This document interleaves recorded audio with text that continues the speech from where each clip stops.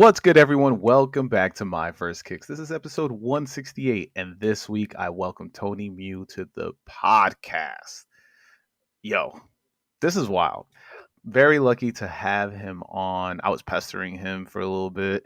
I was trying to be like, yo, come on, come on. But I ran into him at the Extra Butter event for the Kyrie Kai ones for Anta. Chopped it up, and he apparently thought I lived somewhere else. So now we are here. We have an episode. This was recorded before the Iffy episode. So I don't, if you're looking for like continued jokes from that episode, I'm sorry. Just a heads up. But this was actually supposed to come out before. But Iffy dropped the picture of the podcast of me and him in studio, and I was like, all right, I guess we got to drop it next week. So we're here. We are here. The Tony Mui episode. It's absolutely wild. I can't believe I got him. We got to talk about his time at Complex. We got to talk about just people taking chances on him taking a chance on himself, him breaking down his videos and why he does things his way, and very insightful. You know, we don't really touch a lot on content. We definitely talk about how I'm starting to get back into playing basketball again, because I am definitely trying to get on that Wash Club floor to play a little ball. But I don't know if that invite's gonna ever reach me in my emails. But hopefully when this episode drops and he hears this, he thinks about me when somebody drops out. So real quick, I definitely wanted to touch on my April Fool's joke and saying that I sold the podcast to Complex.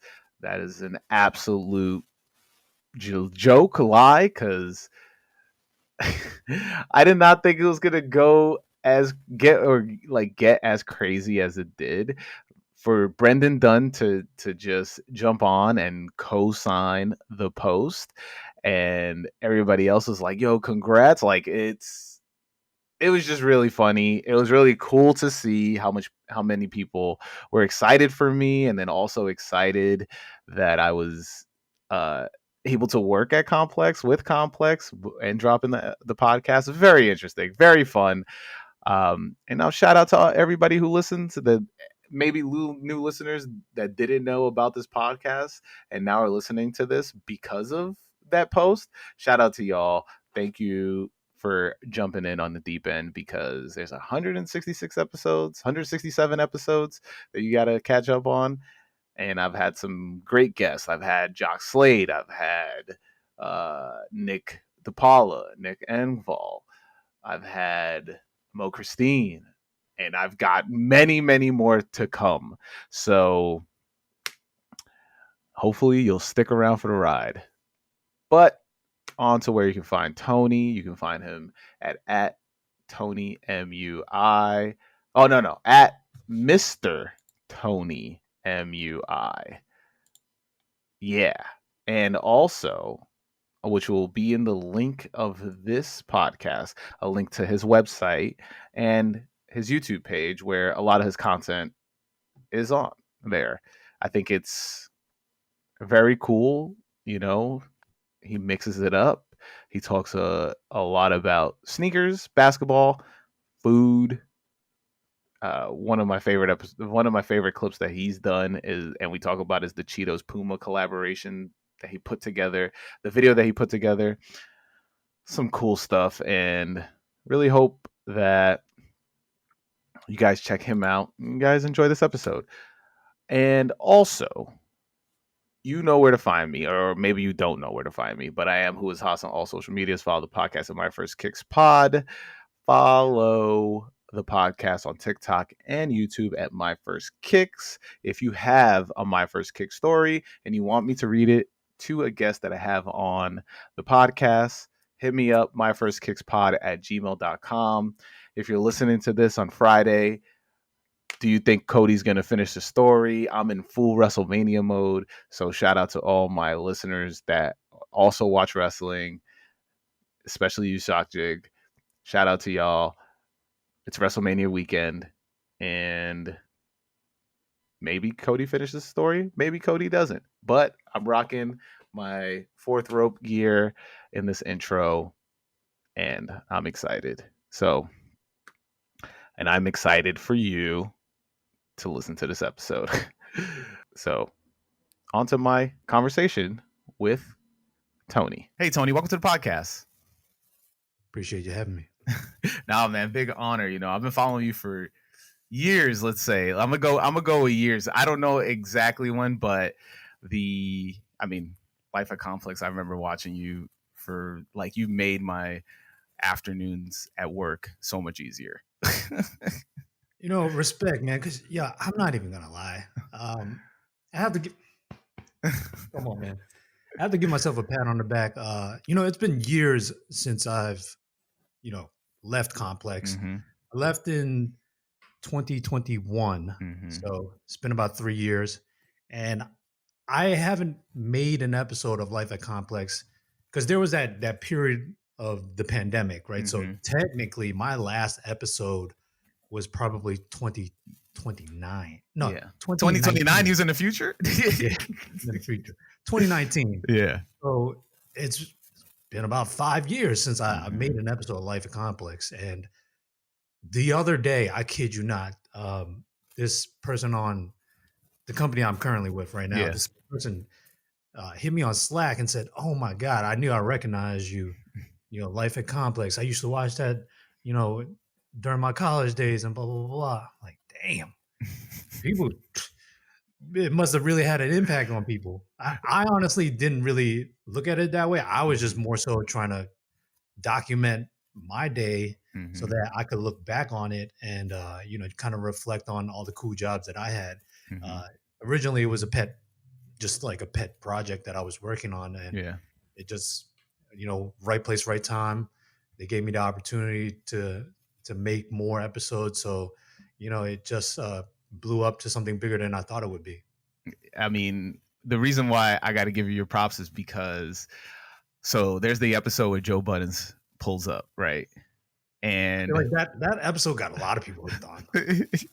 But I'm gonna say this: so like there was a Hot Ones drop where they did a donut collaboration, right? So I went to the drop. I mentioned that episode, and since then, the whole team, the whole Hot Ones team remembers me because I talked about that one episode of Life at Complex to them. That's crazy. And they were like, "Oh yeah, you're an OG Spice Lord. Like you're one of the first." And I was like, "I guess I am." So now every time like Chris Schonenberger will say what's up, or like Sean, I talked to Sean at Complex Con last year. And just every time I run into him, he's always like, "Yo, what's up, Haas?" And I was just like, "It's wild. It's wild that you know me like this." And it's just because of that episode. Well, I will say, so when Joe Budden blew up, that was the old office, not the old office, because there was another office before that. That was at the Time and Life building, and that was the inception or the creation of Hot Ones. I still remember that studio to today. As a matter of fact, I have a hard drive of just B-roll footage of that office when everyone packed up their things and was getting ready to move to Times Square, which that's where their current location is at. Yeah. And I still have a ton of that B-roll. And, once in a while, I'll dig through the archives and I'll reflect back on all those memories that I had in that office. It's crazy. So then I worked in that same building. I worked at Time Inc. at the time. Yeah. So this is super only for people who've worked in this building. But how crazy was that pernil on Wednesdays? Well, okay. So I'm assuming you're mentioning Wednesdays because the president was. Are we on the same wavelength in terms of what I'm saying? I don't know. I don't think so. When you say Wednesday, okay, Wednesdays. Okay, there was a lot of like after parties being thrown. No. I'm talking about the cafe in Time and Life building. The cat. Yeah. I was okay. To be honest with you, I never went to that cafe. Oh man, you missed out, bro. Wednesdays they would have Latin food, and you'd get like pernil and like tostones for like $10. And me and my boys we would fill it up, and it was crazy. Okay, I wasn't aware of that because yeah, when you're working in a media company, Yeah. time flies like that, and Oh you don't yeah. have traditional lunch hours Mhm. where you might be eating lunch at 3 o'clock. Mhm. So I never really had the chance to like actually have a decent time for lunch. But Mhm. I thought you were referring to uh, President Bill Clinton being in the Oh elevators. nah. No, that never happened to Oh, me. that happened a lot of times in that specific building. Like Yeah. so many of my colleagues were telling me, "Oh, Bill Clinton just was in the elevator with Secret Mhm. Service." Like, what the hell? So that's what I thought you were referring to. But Oh. then once you didn't catch on to that, then I thought you were talking about all these happy hours that Complex threw, and I thought you were one of the people that were invited to the Oh nah. happy hour. I Okay, was a, okay. I was a pup working at Time and Life, Time Inc. I was working for Travel and Leisure at the time. Travel. I was working on like 5 different magazines, like working with ads and like print, like the actual magazine. So like I was working in print. So Okay, what yeah, floor was that? that was it. Was like I know Complex was on like three. It was like one floor, right? It was like one or two No, we had floors. 2 floors, but Two I floors. Yeah. forgot the numbers. Yeah. I We think were. it was like the 23rd floor, and then Yeah. the other one was like the 29th floor or something. Hmm. I forgot.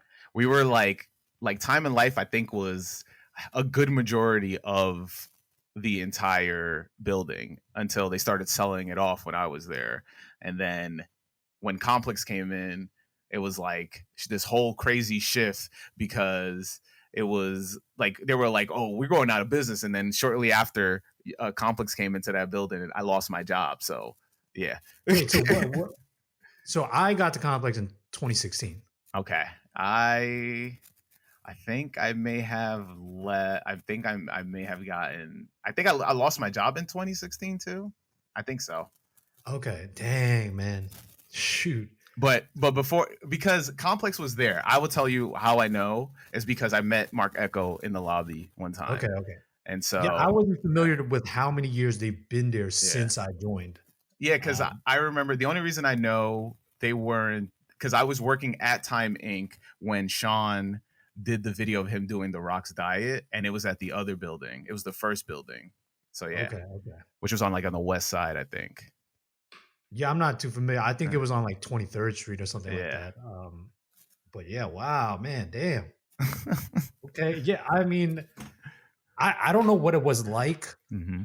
before I joined, but I'd imagine nobody's really documenting or giving the public a No, behind the yeah. scenes view Everybody of what it definitely like during that time, I want to say people in the culture because like that was still when people in sneaker and streetwear culture were prevalent of being like online. I mean, the starter complex and all that helped with that, helped like feed that and continue to fuel it. So a lot of people were like, "Yo, I want to work there," and you making these videos were piquing everybody's interest because they were like, "Yo, if I wish I could work there," and now you're like this is what it's like to work here, and people are like, oh my god, now I really want to work here. Like yeah, because I was watching it being like, all right, when is there a job opening? Like immediately always putting in every single like resume as I could after watching an well, episode.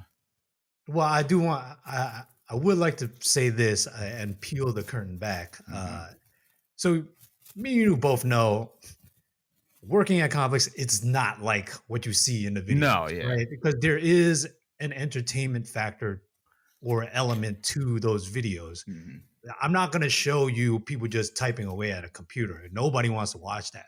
So for me, it was more of a challenge of how do I make this entertaining every episode? And sometimes, you know, obviously I'll improvise. And by the way, I took a ton of improv classes. Shout out to all the theaters that I went to that taught me all the skills, how to think on my feet and pivot and all that stuff.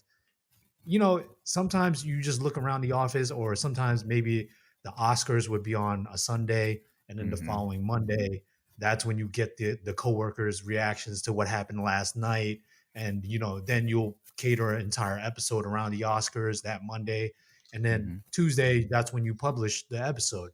So a lot of it is just coming up with entertaining content, not being corny about it, but also like still being organic, authentic, and timely with it. So Hmm. I feel like a lot of those episodes, even though people are watching it and like, oh man, I want to work for Complex. This is how it's going to be like working there. It's really not. It's just me, putting this, I don't know, this idea out into the world that this is how it is. But really, Mhm. it's just my idea. It's not true to life. I mean, I hate to put it like that because it sounds like, I'm faking the funk, but it's really No, not. I mean, I've always took it as more of just like a highlight reel of like what the craziness that happens, or like, you would go to people's desk and be like, yo, what are you wearing today? And then you'd make a whole compilation of that. Like, I took it more like that. I still think, it's still, I think you maybe brought in a lot of people through the door with your videos. Sure. Like, Okay. like it's accredited to that. I don't think people are expecting Joe Budden's running through the office screaming every single day, because then no work would get done. Well, for sure, I have to give the upper management a lot of kudos because they gave me the opportunity to even do that stuff. Because if they didn't give me the green light to do all that, I Mhm, probably wouldn't go up to my coworkers and say, "Oh yeah, what are you rocking today?" Right? mhm, I'd probably be in front of a computer just working away. mhm. So for them to trust me and give me the freedom to create, I felt like that was a huge roadblock that was cleared. And I again, even though I departed from Complex, I still, appreciate the opportunity that they gave me to even have that platform to showcase my skills. So, shout out to them for sure. No, yeah, and it's crazy to where you are now. But you're here to, I'm going hard pivot. You're here to answer the question that I ask everybody each week, and that question is, what's your first kicks? What's that first pair of sneakers you absolutely needed to have? Absolutely needed to have. Oh, I Yeah. can. Well, I'll answer this by saying the first pair of sneakers that I can look back on and say, oh yeah, that was a dope pair of sneakers that I first got was a pair of Air Max Up Tempo 97s. Mm-hmm. You might have to Google that. I'm gonna look It's it up a right now. black and red pair. I believe Scottie Pippen wore those back then. Obviously, when we were kids, you Mm-hmm. probably weren't buying Jordans like that, unless, of course, your parents were sneakerheads. Then, like, you probably got hooked up with all the J's and all that stuff. But I didn't. My parents are immigrants, so Mm-hmm. they they took me to a Modell's. I think Modell's is out of business now. I They're think done. they're Dunskies. So they took me to a Modell's, and usually when you're a kid, you probably don't get to buy sneakers every month. You probably only get to buy it once a month, right? Mm-hmm. And when you do go buy sneakers, you're probably buying them on discount, or you're probably buying two pairs, both on discount, and then Mm-hmm. you store one away so that you don't have to go back to the sneaker store. So I remember my dad took me to a Modell's, and there was a huge discount, and I bought two pairs of sneakers that day, the Air Max Up Tempo 97s in the black and red, but they were a half size too small for me. But they were so fire that I crammed my foot in there. And if you know anything, when you're a child, you Mm-hmm. start having that growth spurt, it's almost like a double reverse on your foot. Not Your, only d- is it too small for you, but your foot is growing. your dad didn't touch the front. They didn't pull the like. Oh no. He did, but then it's almost like when they ask you, right? Hey, is this enough room? Like, does it feel good? And obviously, you're lying, right? Because you really want the shoes. Yeah. Obviously, I asked the employee, hey, do you have my actual size? And they said, no, we have a half size smaller. Mm-hmm. You could try it out on. When you're a sales employee and you're talking to a kid, right? You're trying to get that sale. You Oh you don't, yeah. right? Uh-huh. So as a kid, I'm just like, yeah, let me get that, right? So I put it on. It was tight, but I played it off like, yeah, no, it fits good. So I had those. I still had a beat up pair of shoes that were currently on my feet, and then the other pair that I bought was a Fila Shockwave, Feel a and that was a shockwave. pair that Jerry Stackhouse wore, I believe, and that was actually a bulkier shoe. It Mm-hmm. had a lot more space, and I remember it too. I was in the sixth grade, going to seventh, and usually sixth grade. Once you graduate sixth grade, that's no longer elementary school. Mm-hmm. So now you have to start to turn on your cool, right? Right. Right. You actually have to start being somebody. Mm-hmm. And I remember, man, I had to tell my mom, I need to throw away these beater shoes. I need to start putting those Air Maxes on. I put them on. I go to school. Oh, I got so many compliments. So many compliments, but oh man, my foot was swollen at the end of the day. And then I kept growing, and Mhm. then it just became unbearable that one day, obviously when we were kids, we would do everything in them. PE Mhm. class, Mhm. uh, go play in the playground, just wear them casually, everything, right? You beat them up, you don't even clean them. So How I much tag did remember, you play in those? oh, I played so much. But my foot was hurting though. But you're a kid, you're running off of adrenaline, you just keep going through it. Yeah.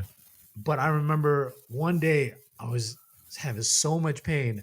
I think I took like a scissor and I went inside the shoe and I poked a hole where my pinky toe is at because I needed some relief, but also I felt like I got enough wear out of them. And Yeah. it wasn't even a full calendar year yet. Mhm. Usually your parents will make you wear for a full year before you can even throw them out. Mhm. I put a hole in them just so that I can have the excuse to throw it away and wear the shockwave pair. So yeah, I had to scrap that pair, but that was my first kicks. So I couldn't find the shockwaves. Like it's apparently the Fila shockwaves are non-existent even on the internet. But I tried. But let me read a little synopsis of the Air Max Up Tempo 97. This is the black colorway. This is the re-release from 2018. Blending Nike's basketball heritage with their innovative Nike Air Max technology from the 90s. The Air Max Uptempo 97 appears in a triple black rendition, constructed with nubuck and leather panels on the upper. The shoe also sports a mesh tongue for breathability. Retro Air Max and Uptempo branding appear on the tongue and heel, while midsole incorporates a full-length Air Max cushioning unit. Pearlized accents are included for a 90s nostalgia aesthetic. Uh, yeah, I didn't even know these retroed in 2018. Yeah, I think they came out like twice or something like that. Hmm. I think like 2010 and then maybe like 2018, something like that. These are Um, clean, very clean. I yeah, would, but okay. So to answer your question, that was yeah, the yeah, first pair that I remember, the hmm, first good pair I remember having. yeah. The pair that I really wanted was the Reebok Question Red Toes. Mm-hmm. Because I really started getting into basketball once I hit the seventh grade, Hmm. and Iverson was That was he your guy. was the man. He Him was. and White Chocolate. Hmm.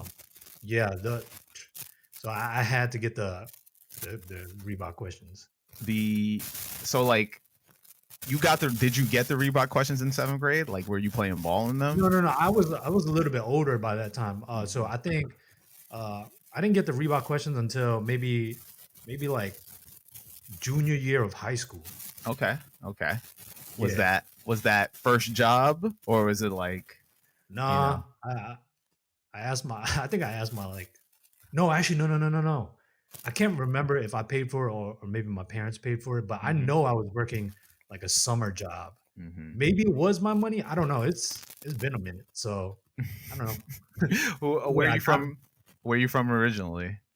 I'm born and raised in New York. Okay, okay, all right. Yeah, I I mean, grew up on the Lower East Side. okay. So during that time, I want to say like I don't know what school you went to, high school, because I went to high school in the Lower East Side as well. I went to Washington Irving, so the I went to I always tell everybody knows it on here as Hell High because that's what it was called in the newspapers for years. Um, and I don't know if we're the same age, but yes, that's where I went. So that's a lot of my influences. So, but like, what was your high school like, and what high school did you go to?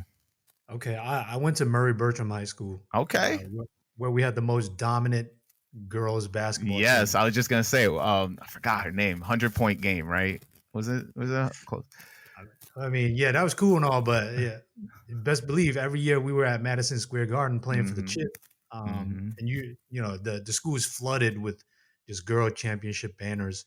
Uh, but yeah, Murray Bertram High School. What was high school like for me? Um, well, I mean, so Murray Bertram is pretty close to Chinatown. Yeah. It's in City Hall, right across the street from the police plaza. Mm-hmm. And there was a good amount of diversity there, but it was also right next to the projects as well. Mhm. Um, so I guess Murray Bertram was a lot of like finding yourself, trying to be cool, trying to fit in. Mhm. Um, I don't even know what sneakers I had. I know I had the Reebok questions, but I had some Team Jumpmans. Okay. Uh, yeah, that's what I had with the zipper Uh-huh. going all the way up. It kind of looked like the Air Jordan 15s. Mhm. Yeah, I gotta. I don't even. Every time I've ever heard of a Team Jordan, all I could think about is that like it looks like what's the one that looks like a 13 or a 4? No, yeah, looks 13. like a yeah. I know what you're Yeah, talking about. It had yeah, like the two pods on the side. yeah. Kind of looked like yeah. I know what you're talking. That's like one of the most popular Team Jordan models. Hmm. Uh, but yeah, no, I high school was pretty cool for me. I was pretty much like a class clown, Hmm. but I was still good with the books. So yeah, I did my thing in high school, man. What can I say? I did my thing. I went to, so I used to go to Chinatown Fair a lot, so I knew a bunch of the kids that went to Oh, like you're one of those arcade players, huh? yeah, I was the nerdy kid in high school Okay, because yeah, no, I stayed away from the arcades because I know that's where all the gangs go, and I'm like, yeah, nah, I'm good with that. I just went after school. I went straight to the courts. yeah. What That's where you find me. where did you like when did you start picking up basketball and were you playing basketball like because I mean you talk about going to the courts but like were you on teams like and you go into Okay. a very you know basketball known school too so like were you on the courts there as well. Yeah, no, so I never played high school or college basketball. Hmm.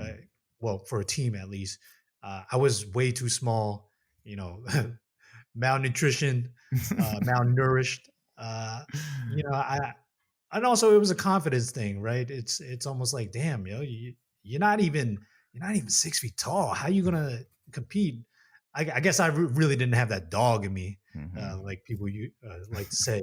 But I did still try to hone my craft Hmm. uh, during pickup games and stuff like that. So I started playing basketball in elementary school, but you didn't really take it serious until you hit seventh grade. Hmm. Once I hit seventh grade, started learning how to dribble between my legs. Once you hit that first between the leg, that first tween, Hmm. you're just like, oh man, I got the Nobody ball could, on a string right yeah, now. nobody can guard me now. Yeah, and then you start learning how to do behind the back, and then when you do behind the back consecutively, you start not looking down when you dribble. You start looking forward. Hmm.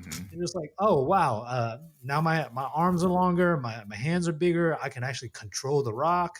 So I would play I would play at different parks, just try to test myself to see if I could actually hang with the people at these local parks. I remember there was a year that I kind of went all around the city. Uh, Obviously, I was nervous, and you go to certain parks, and you're the only Asian person there.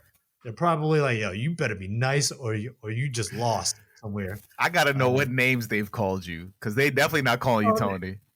no, obviously, like back then, there was no Jeremy Lin, Yeah. so and back then, Yao Ming wasn't even in the league. There was no Asian players in the Hmm. league back then. They would probably just call you Jackie Chan and I knew stuff he like was that. gonna say Jackie Chan because I Yeah, definitely man. heard somebody say that, yo. I mean, it is what it is. Like Camden may say, it is what it is, man. Yeah. What can you do? As long as you earn the respect, that's all I really care about. And Hmm. also, getting some wins, man, holding your own. So, Hmm. Yeah, I mean, New York basketball is and was. I don't know if it still is a different beast, minus outside of that guy in the Tims that's always like challenging people on West Fourth. But oh, the Messiah. yeah, the Messiah. I saw him at the mall one day. I was like, "Is that the Messiah?" And I was just like, "I'm glad It's a I'm not little too around the much for court." me, man. Too much for me, man. It feels like it's not as authentic. Hmm. It's almost like he just has a temper at that point. Yeah, I mean, yeah, it's weird. It, I don't know. I feel like because I used to. Well, I still work. I work by West Fourth now, so I'll walk by the cages whenever I get a chance. And there's always people playing ball, but I've never actually played ball in the cages, and You've never wow. yeah, I'm I too played scared. there once, never again.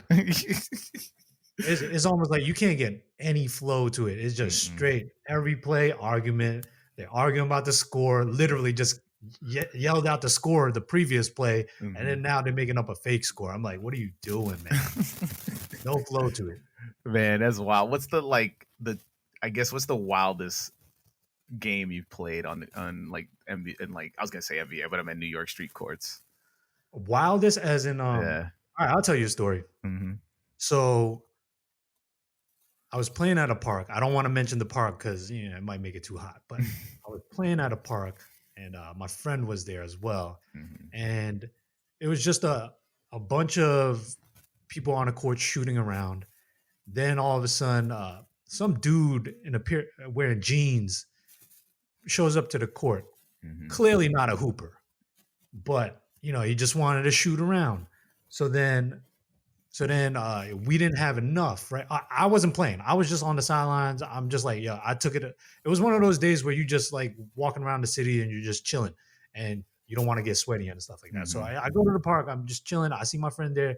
He's in hoop attire. He's ready to like, get a sweat in and just get some buckets. Hmm. So they didn't have enough. So they asked the guy who was shooting around.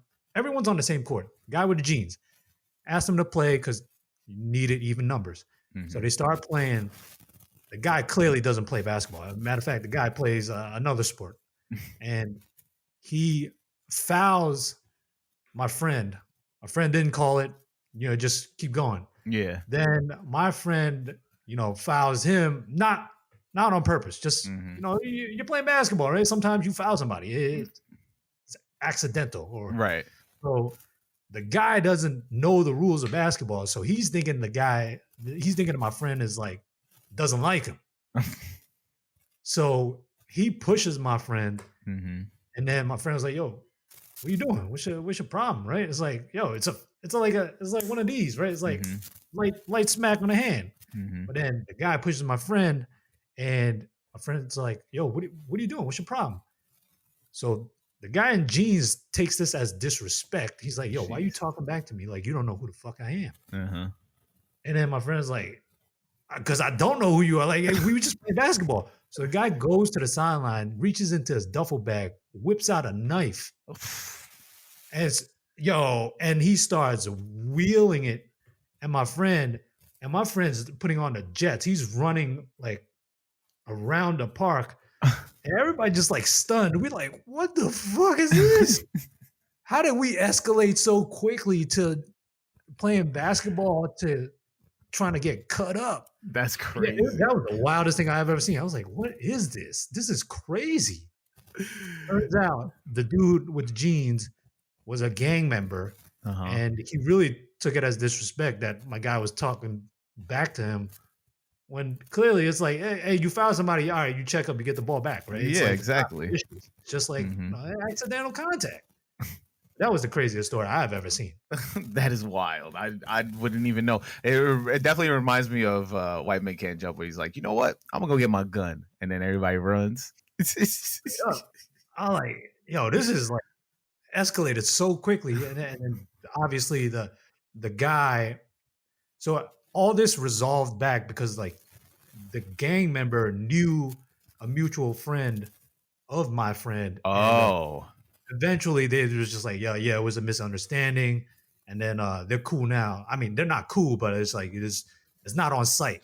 yeah, yeah. Way back. So obviously now they're like grown adults, and I'm pretty sure they know better. Or maybe the other guy's just like, I don't know what happened to the other guy. Lifer. He was just like, I'm in it. I I'm don't in know, it. man. I don't know. So you talked about your love for the Iversons, but like, has your since then, where does your sneaker history go? Like, do you just stick to basketball sneakers, or do you evolve past that? Like, does your collection get crazy? You know what I mean? I mean, collection definitely gets crazy. But I always go back to my roots, and that's always basketball. Hmm. Sure, there's a lot of hype sneakers now. Anytime a Supreme collab comes out or a Travis Scott sneaker comes out, yeah, we're in the social media age now, so you have to pay attention to that stuff. But Hmm. do I necessarily want it? Not so much. I'd rather have like a Devin Booker shoe. I mean, obviously, you give me the choice to have both. I'll take them both. But Hmm. I care more about a basketball shoe than a lifestyle shoe at this point. Hmm. So, What like are you? Because I know you play a lot of ball. I mean, we talked about just you playing ball right now. So are you more? Because I'm a lot influenced by Nightwing and Cousteau when it comes to like sure. like that type of like review of a sneaker. So are you buying off of, you know, what the shoe feels like on your foot, or are you like looking at different technologies? Because that's what piqued me when it comes to basketball sneakers. It's always about what's that next tech that's going to help me. I mean, not break ankles, but stay on the court longer is what Sure. I look at as like. No, I don't. I don't really necessarily look at the new tech. Obviously, I'm curious about the new tech, right? Mm-hmm, Anytime like a Jordan, I don't know. Next one is Jordan 39s. When the Jordan 39 comes out, I'm curious about how they feel. What improvements they've made from the 38s to the 39s. mm-hmm, But more so for me, it's more about what's the next signature shoe. mm-hmm, Like Luca is going to come out with the Luca threes. What's that like? mm-hmm, Right? How's it going to look? How's it going to perform on the court? Stuff like that really pulls me more towards the sneaker, having that signature athlete. I feel like nowadays it's all about signature shoes now, right? Uh, mm-hmm, People or consumers would much rather have a name attached to it than a inline sneaker. mm-hmm. Like nobody's really buying like Puma All Pro Nitros, but they might buy a Puma Mellow Ball 3, Right. you know? Mm-hmm, Or nobody's really buying an Anta shoe, but they might buy a Kyrie Anta, mm-hmm. you know? So Yeah. I think that it's the athlete. The athletes are the product now. That's why like a lot of brands are trying to sign a lot of these athletes. Mm-hmm. It's true. Yeah. I mean, they're not really making a standalone shoe. I mean, I like the Nike GT cut, but it's like, it's more of like, I like it the way I liked it because of the way it looked. And I was just like, all right, this looks cool. But then I watched like Nightwing's review of it. And I was just like, all right, I'm not going to spend 210 for this. If I can get it for like $70, I'll cop it, you know? Yeah. And I understand why brands do that too, because not every athlete is going to get a signature shoe. So you have Mm-hmm. to have the athlete wearing a Nike product, Mm-hmm. and it has to be a new, innovative Nike product. So I understand, like sometimes they have to make a GT cut because what's Jordan Poole going to wear? He can't just keep wearing Kobe retros. Yeah. Like Kobe's going to sell themselves, Yeah. but we need to make more money selling inline sneakers. Yeah, You know? it's wild. I mean, look, we met at the Kyrie Anta event at Mhm. Extra Butter, and I played ball in the Kyrie this past Saturday. So, I mean, you got Indoors to. or outdoors? Oh, what happened? Indoors or outdoors? Indoors. I only play indoor ball now Okay, because okay, I respect it. I had ankle surgery 3 years Oh, ago from an accident from playing ball, and so I was just like, no more outdoor ball for me. Like unless I'm just like practicing, I'm not gonna be going full court 44 hours outside in concrete. I can't do it no more. It's over. I'm retired. okay. Let me ask you two questions. Yeah, yeah. How'd you like the sneakers? And also, what's your game like? My game is washed because I haven't picked up a ball in like 3 years. I need So an NBA comparison. all right, I'll come back to that. The shoe is extremely light, which I was taken aback from, right? Because like, so my normal ball kicks are between a pair of Linsanity Hyper Dunks and also the Wow, this man really said Linsanity hyper. yes, yes. That's what I love to ball in. I like that shoe a lot, All and right. and the Kobe NXT AD FFs. That's the one with the you can pull tab them, and Wow. yeah. And so, to be honest, that Kyrie felt like a combination of the two because like the NXT ADFFs have like like it's not a thick sole, it's a thinner sole, and it's light. So I'm just like, all right, these are nice. So I've been playing ball in that, and then when I put on the Hyper Dunks, it's more of just like I feel more bounce to it. So if I put the two of like having cushion and also that like lightness, I got the Kyrie, and I was just like, I played ball on them Saturday, and I was just like, yo, these are great. I love the traction on it, and which I think suffers with the Kobe's, but I also get the traction on the Hyper Dunks. But yeah, I mean, I'm one of these dudes that like I buy more basketball kicks, but like I try to make sure I get them on sale just so I can put them through the ringer when I play ball in them. And then if I don't like it in the first couple of wears, I'm like, all right, man, it's over for these. Like I have a pair of why nots. The I think they're like the threes, the .003s. Okay. I hate the way he numbers the sneakers, but but those were like I put those on and my pinky toe was hurting immediately, and I was just like, so yeah. And then my game, I will say, my game is New York Nick, legendary. Ella Harrington. No, I'm gonna give you even one worse. You get worse than Othello Harrington. I mean, I thought he was bad. Mike Sweetney. Oh yeah, you suck, man. What's going on, man? Where your game at? It's because before I had ankle surgery, I was working freelance, and so I didn't have health insurance, so I didn't get my ankle looked at until 2 years after. Ooh. So I stayed off of ball. I stayed after I got the injury. I didn't play ball for 2 years. Got the ankle surgery during the pandemic, and then I played ball the day before I got ankle surgery. I was just like, all right, I'm gonna play ball the day before. I was just like, whatever. It's already tore up. It's not going to be worse anymore. I'll tell you like the longer version after the episode. And then I played ball, got surgery, came back, and then I also got another surgery. And then that surgery led to my ankle feeling better. And now I'm like, I play ball every Saturday. So yeah, it's like I'm back after not playing ball for almost 5 years, and that's why my game is bad. Prime, were you nice in your prime? I was. I played. So I didn't get to play high school ball at all at I know at you was at the Washington. arcade. I get it. Yeah. But also it's because that team was just trash. Like there was nobody really playing basketball there. Nor did they really have a system. So I was just like, forget it. Like I didn't even try. And I was trying to get transferred to another school so I could play ball and take ball seriously, and that never happened. So whatever. But I was playing ball excessively in the streets, but the thing is, the way I grew up, I was always the tallest kid, so I was end up being the center for everything, and all coaches were being like, no, you got to learn how to play post. You got to learn how to play post. So I have no left hand, right? I still don't have left hand. I still don't have a left hand.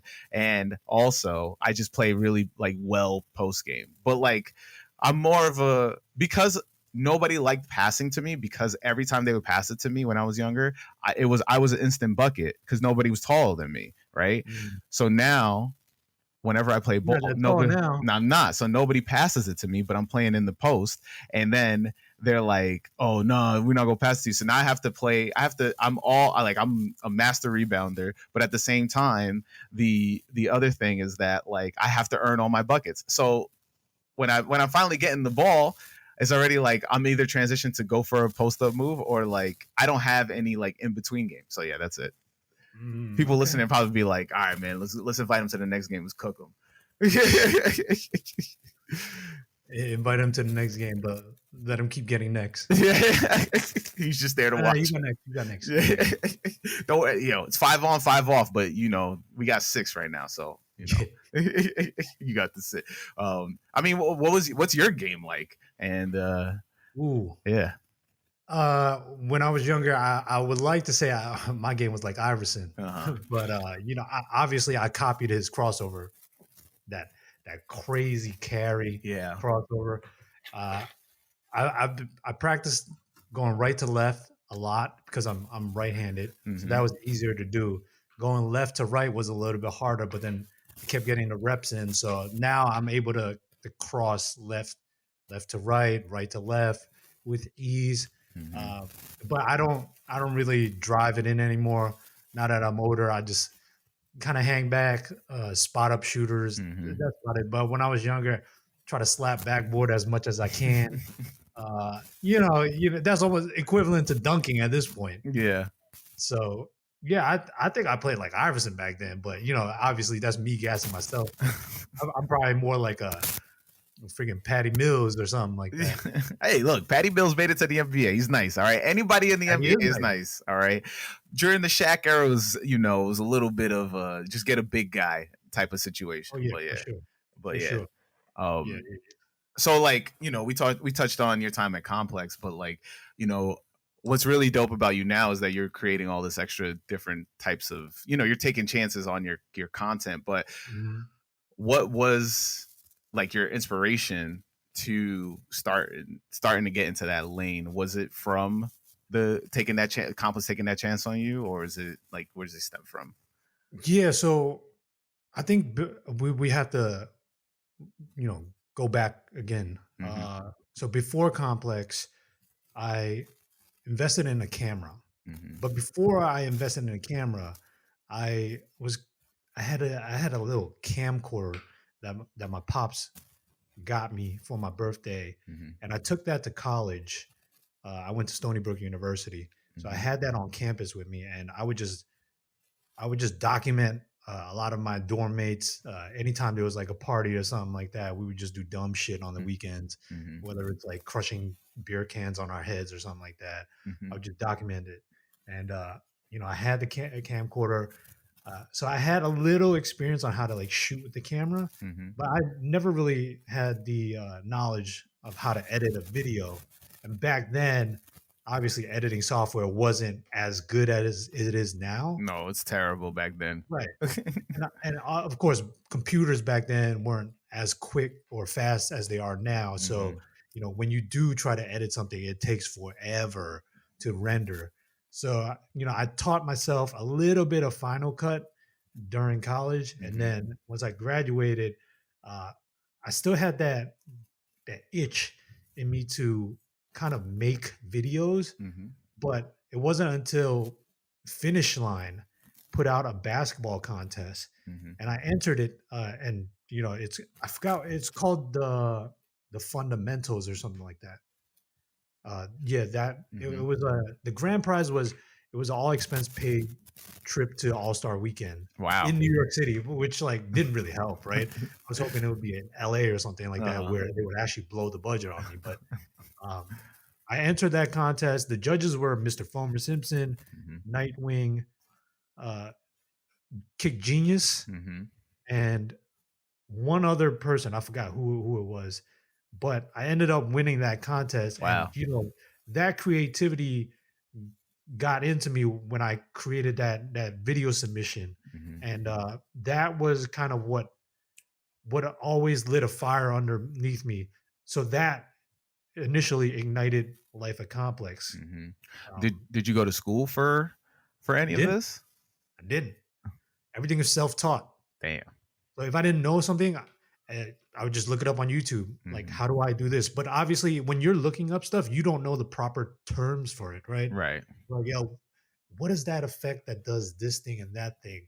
So then you go to Google first, type in like something similar to like what you're describing, Hmm. and most likely it'll give you like some type of keyword, or you'll go to some type of forum where they say, "Oh yeah, that's this transition," and Hmm. then you type that transition into YouTube, and then it'll just show you a tutorial. I'm like, "Oh, that's how you do it." Hmm. So everything is self-taught. It might take a little bit extra work when you have to like do your own research into how to teach yourself these things, but the motivation was there. And also, once you're locked into a project, you're just like, well, I already shot the footage. Now it's like I can't waste this footage. Let me just like figure it out, right? Hmm. So it's a passion project, and it's just what's instilled in me from my parents. It's just like, hey, if you start something, you got to finish it. Yeah. I mean, yeah. I mean, it's life of a immigrant's child. Exactly, exactly, man. It's like as soon as you put any effort behind something, it's like you got to see it through. You got to see it through, or else, Yeah, even if you fail and you make Uh-huh. something terrible, at least you could take that and look back at it and say, "All right, I'm not gonna do that this Hmm. next time around. This is what I learned from that experience. How do I be a little bit more efficient? How do I, cut down the fat? How Hmm. do I, just make it a little bit more entertaining?" So, a lot of this is trial and error, like they say. You got to put your 10,000 hours in. Oh yeah, So, for sure. And I mean, you put in a ton of hours, and you.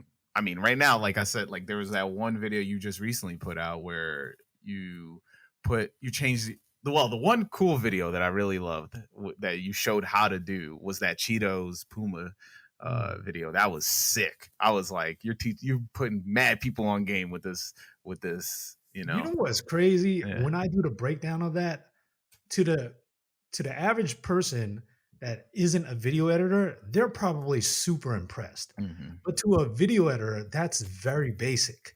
So that just tells you how much more I have to go in terms of like doing really, really dope stuff. Cause I follow a lot of accounts that do like crazy After Effects stuff. Mhm.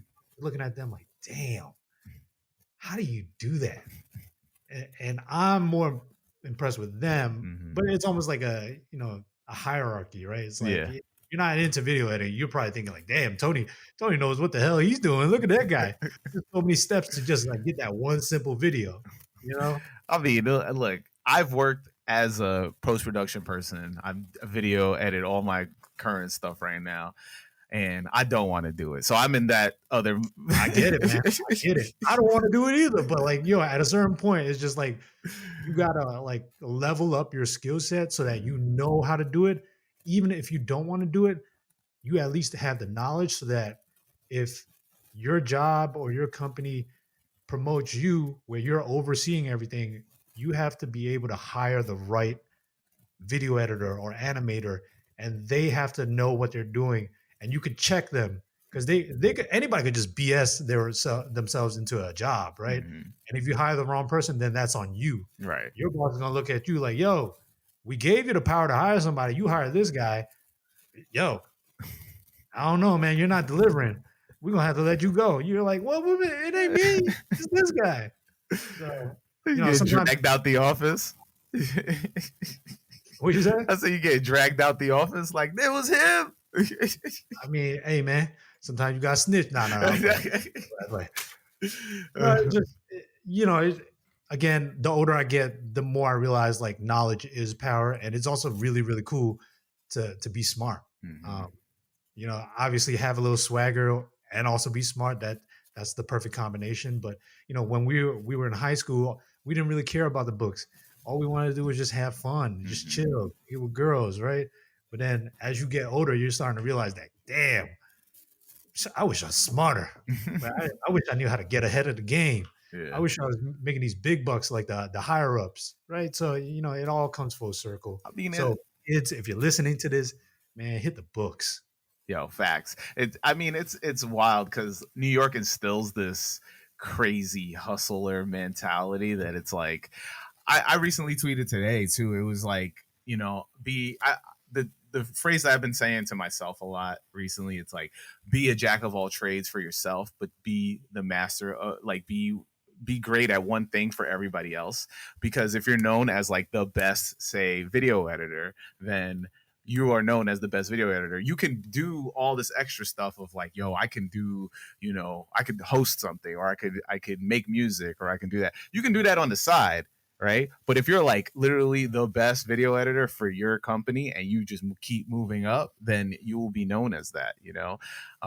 I don't know if you believe in the same thing, because I think there's a lot of people that be like, Joe, just do everything all the time. Nah, I mean, look, if you do everything and you're not compensated for everything, then you're screwing yourself. That's true. Because once somebody finds out that you could do everything, they're gonna milk you. They That's just the name of the game, man. It I hate is. to It say it, is. unless you become your own boss and you reap all the rewards, then yeah, it's good to not show all your cards. That's so true, and I think us as like New Yorkers don't really understand that, right? I think it's everybody's trying to get like, I feel like everybody's trying to juke and move everything, every single thing, and when you see like somebody come in who is a higher up or whatever, and they're from out of town, they're from a small town or whatever, and they went to school, did the whole thing, did the whole 8 years in college, and now they're the CEO of the company. It's like how'd you get there? And it's just because they were like, I just did my one thing extremely well to the point that now I'm running everything. Like, You know, I want to believe that, but most likely is not true. A lot of it has to do with timing too, true. right? Right place, right time. Schmooze I've seen City. a lot of people jump the ranks Hmm. at certain companies just because right time, right place. Perfect example is if somebody leaves the company and they're looking around, man, we need to fill this spot, but we don't want to hire outside. We want somebody. I see the thumbs up. You I use stay myself. giving the thumbs up. Yeah, yeah, yeah. We don't want to hire outside. We have to, promote somebody internally. If you're the only one there, you might get a bump up. You get Mhm, bumped up. You have that title now. Now you're learning on the go. You probably don't have any experience filling that role, but you're learning on the job. Once you learn that skill set, you start hiring people underneath you. You start the team starts performing well. You get promoted. So then you're skipping ranks, right? mhm, Whereas another person could be really really talented at that job, but they're stuck at a company that just doesn't promote them. mhm. So right place, right time. But again, at the end of the day, work has to be put in. No one's gonna give you a free ride to the top. So you know, a little bit of luck, but also put in a lot of work. Yeah, you'll get places for I mean, sure. also networking. I think if your biggest strength is networking, you'd probably soar up faster as well. Because I've seen it. I've seen Yeah, somebody talk their way into CEO of something, and I was just like, "What? Who? How?" yeah, but then sometimes like yeah, sure, you might have that CEO role, but your team might not respect you, hmm right? The whole company's probably just looking at you like you're an idiot. Like, man, how did you get up there, man? Like whoever hired you, whoever promoted you is probably no longer with the company. They're probably just like chilling, uh, living life lavishly, and we're stuck here with you because you just happen to be the right place, right time, and you just good talker. Yeah, yo, You for know, real. Facts. there's many different situations, right? Or they could just be really good at talking, and then eventually they learn how to become a really good CEO. You hmm never know. Yeah, look, there's look, business is always going to be business, but my biggest thing is like once you figure out you can bet on yourself, and that can be in a corporate setting, or that can just be like you betting on yourself by like doing something that you're passionate about. Like I'm doing with this podcast, like Tony's doing with his videos. Like it's it's something that I feel like pays more in terms of just like your experience goes twicefold because you're going to be kept in a box for years as you try to like maneuver and figure out the corporate setting when you can do something that you're passionate about and then try to build up on top of that. Like Mhm. it what one thing that's I guess the unknown is that when you keep doing something that you're passionate about and see everybody sees your passion, people are going to look at you and be like, all right, let's bring him in because he's doing all this stuff. He could do all this stuff for us, and then you get that double side of being able to do your passion for work. That pays more, in my opinion. It may not pay like money wise, but it'll definitely pay more fulfillment wise. I think people can definitely see effort and people being proactive. That's for sure. It doesn't go unnoticed. So if you're grinding now, and you're not getting the views. You just never know who's watching. All you really need is that one right person hmm in the right position of power to see your work, and they reach out or you reach out to them, and an opportunity could come about. You just never know. So but when you do reach out or do they do reach out, they would like to see a catalog of stuff you've done in the past. hmm You can't just have one video and expect like, oh yeah, let's work. No, they want to see a portfolio of stuff that you've done, even if it's like not the best stuff, but at least the work ethic is there, hmm right? The potential is there. Do you have an example of like something that you put out that led to something else? Hmm. Um, I think a lot of my social videos that I've done get circulated around. So you know, when I initially started going independent and started making more creative, a little bit more social friendly or flashy or highly elevated. I don't know, whatever you want to call it, types of reels. hmm I've noticed that certain brands would reach out and say, "Oh yeah, why don't you do something for this campaign that we have coming up? hmm We'll pay you this much. We just expect like a reel out of you, and we'll give you free reign to do like whatever you want to it. Just hit these bullet points, and then let's rock." hmm So I mean, the trade block one was the most recent one. Yeah. He reached out to me, um, and obviously the March Mania campaign is currently going on right now. hmm But yeah, that's one example. I mean, shout out Shock Jig. Everybody should go do that up. I still have to do my bracket, but it's like it's really cool that this is leading on to other cool things as well. You know, like it. Like I said, like I love your videos. I think that well, I love that you explain your videos also so that everybody else gets game. You know, and Mhm. you know it's like this perpetual cycle of people who expand their game and then still talk about sneakers or like use it for something else. Like I think that it feeds itself, and you know, that's that like you got to bring in that love to get more love to back into something that everybody feels is loveless now. You know what's crazy? It actually takes a lot more work making a behind the Oh scenes yeah, for video sure. than it actually does making the actual video. Uh, I feel like who's that guy who always like records himself in like Target? Target. I don't know his Yeah, name, but I know something you're talking. Wells or something like that. I can look it up right now. Hold on. Something Wells. Yo, imagine him making a behind the scenes video of how he makes his video. Mm-hmm. Oh man, like him setting up the tripod and then walking into screen and then walking out. Drew Wells. Drew Wells, yeah. It's just so much more work, man. But I'm glad that people enjoy it because it's a lot of a lot of effort put into it, just trying to give out free game. Like, I'm trying to give game, but Uh, it's making it so difficult because it's so much work to make it like a nice, informative piece. mm-hmm. But Yeah. in the long run, it's to help somebody, but also it's to hone my own craft. Mm-hmm. Can I be a good storyteller? Can I explain this clear enough where it there's no questions about it? Mm-hmm. Yeah. Look, I think you're a great storyteller. And so I'm going to ask you another question. And this is a question that I usually end the podcast with. And that question deals with a little bit of visualization. Okay. I want you to think back to when you were about to get those Air Up Tempo 90 So sevens. Yes, I had it right. And I just psyched myself out. And you know, now you're you behind your younger self as they're about to open that box. What would you tell your younger self? you should have gotten a half size bigger. But they didn't have it. They didn't have it. You know what? I probably would have said keep those shoes dead stock Mhm, because you probably would have kept it all the way to now.